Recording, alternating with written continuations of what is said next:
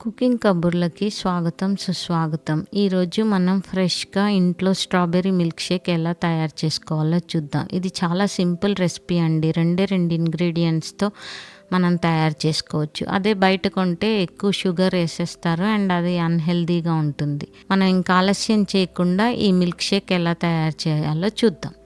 ఒక బౌల్‌లో కొంచెం వాటర్ తీసుకొని కొద్దిగా సాల్ట్ వేసి మన స్ట్రాబెర్రీస్ అన్నీ ఇందులో వేసేయండి. వీటిని శుభ్రంగా కడగండి.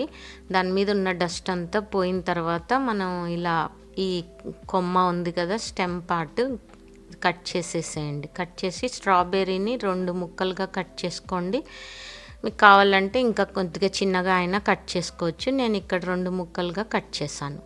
ఈ కట్ చేసుకున్న స్ట్రాబెర్రీస్ అన్నీ ఒక జిప్లాక్ కవర్లో వేసి వీటిని ఫ్రీజ్ చేస్తున్నాను. ముందుగా ఫ్రీజ్ చేసి పెట్టుకున్న స్ట్రాబెర్రీస్లో నేను ఇక్కడ ఒక 165 గ్రాముల స్ట్రాబెర్రీస్ తీసుకున్నాను.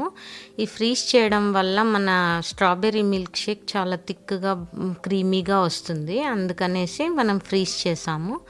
ఇప్పుడు ఈ ఫ్రీజ్ చేసిన వాటిట్లో మీరు జార్లో తీసుకొని ఒక 250 ml మిల్క్ పోసేసి గ్రైండ్ చేసుకోండి. మీరు కొద్దిగా కావాలంటే బెల్లం కానీ హనీ కానీ వేసుకోవచ్చు. ఇక్కడ స్ట్రాబెర్రీస్ చాలా స్వీట్‌గా ఉన్నాయి, అందుకని నేను బ్లెండ్ చేసేసుకున్నాను ఏమీ వేయకుండా.